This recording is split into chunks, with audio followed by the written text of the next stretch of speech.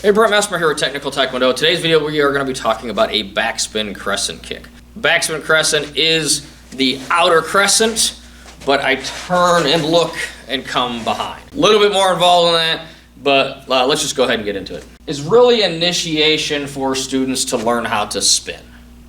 One of the hardest things for students to figure out is when they're doing spin kicks is to stay on the ball of the foot. Okay. The major, when you're doing the backspin crescent, pick a spot on the wall. Okay. For me, it's very simple. I'm looking at the camera. Okay. So when I turn, I need to see that spot on the wall again. I need to bring myself all the way around. Okay. From here, I'm facing backwards. I'm trying to turn my shoulder and my hips, and the only way I can do that is if I lift my foot off of the ground. Okay? And that's exactly what we're going to do. So we twist ourselves up like a pretzel, and right as we feel that resistance where I can't go anymore, lift the knee. Okay? And again, I want to pick that heel up and spin on my toes. And just lift the knee. Okay? Once you get that figured out, once you can turn and come all the way behind with balance, okay? So you spot the target, lift the knee, bring everything through. Once you can do that successfully with just the knee lift, that's step one. Until you can do that, don't worry about the leg extension, because the difference between that and the kick is literally extend the leg. That's it. Okay? Obviously, the higher I lift my knee, the higher my foot's going to go. But just to figure out the motion, turn and lift the knee. Okay? So the first thing I'm doing is I'm turning, I'm spotting the target. I can't see it, I can't hit it. So I twist, feel that tension, and then transfer the weight onto my front leg. I turn, I rock that weight forward, so I'm still on the ball of my foot, my heel's never touching, but my hip is over my foot now. Okay? It's not completely transferred on the heel, I'm not doing a backside kick, but I am transferring the weight over the ball of the foot. Okay? From here, my leg lifts, okay? And I use that energy of that knee lift to get me tippy toe. So I turn, slam that knee up, and I get tippy toe, and I stay there. From here, it's just a matter of extending the leg. Now, if you want to, I can reach out and put my hand up. Okay? And I'm like pointing to that spot on the wall. And then I bring my foot to my hand. Remember, I'm not bringing my hand to my foot, I'm bringing my foot to my hand. Okay? Kids like to do the other one. Okay? So turn and bring that foot up to your hand.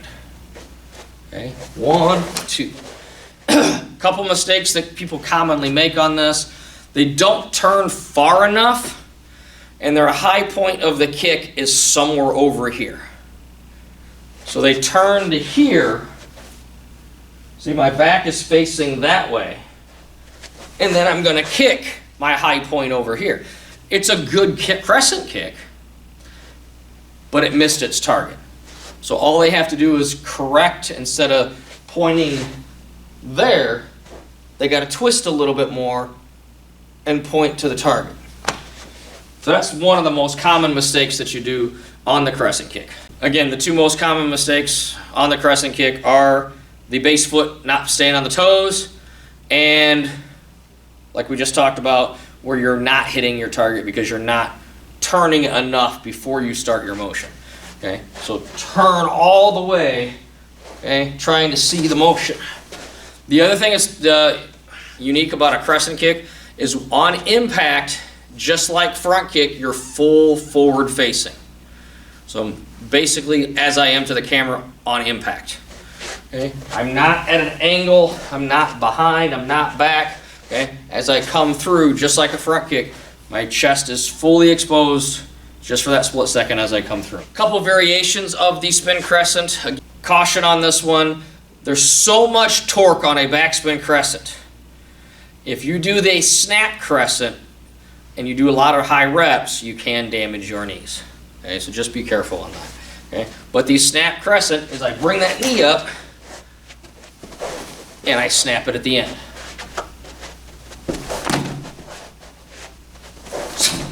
Okay? It's fun to do and it is way faster. Different training drills on the backspin crescent. Set up something that you can easily go over. In class, you could grab a pool noodle or a blocker or a paddle target.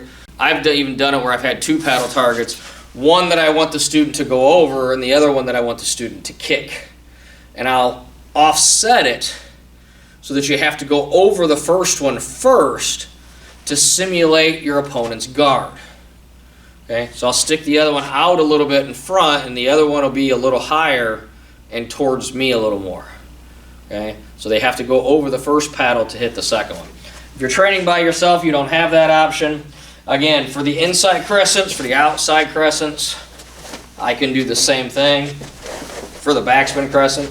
Now if you notice I wasn't really focused on that one, my highest point was over here. I need to turn a little bit more and talk less and kick a little more. Okay, so turn your body and then come through. Okay, kicks are always better when you focus on what you're doing rather than running your mouth and not. Really about the only other drills that you can do with a crescent kick or a backspin crescent kick would involve different footwork. One of the most common would be a switch feet. I switch feet and do the backspin crescent. I can even do a jump switch feet and into the backspin crescent, but you got to remember either one, I'm using the switch foot as part of the kick. So it's not switch feet and stop and then do a backspin crescent. Using the switch feet as part of the technique. 1, 2. And if I add the jump, it puts a lot of speed, a lot of momentum on it. And that's one of our higher level fun training drills that we do. Personal opinion, other than a training tool, backspin crescent really doesn't have a lot of value in today's competition. It's a stepping stone to teach you how to do a backspin kick.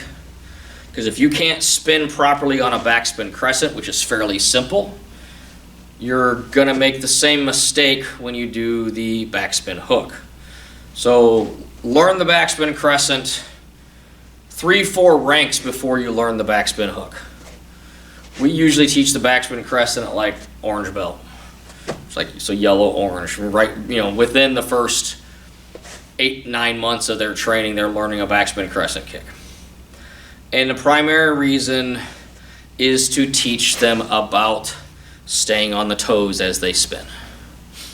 Because as you progress and you start getting into backside kicks and you start getting into different spin kicks, if you don't have that base foot turning correctly, it's going to make your life so much harder. But as far as practical application in self-defense or sparring, I personally don't have a whole lot. But as far as training value, I do. So it's one of these kicks where it's a stepping stone to more advanced techniques. Okay, so that's pretty much what I have for you guys today on the backspin crescent. And the last video we're going to do on these is the tornado crescent kick. So stay tuned for that one. Until next time, God bless and keep on kicking.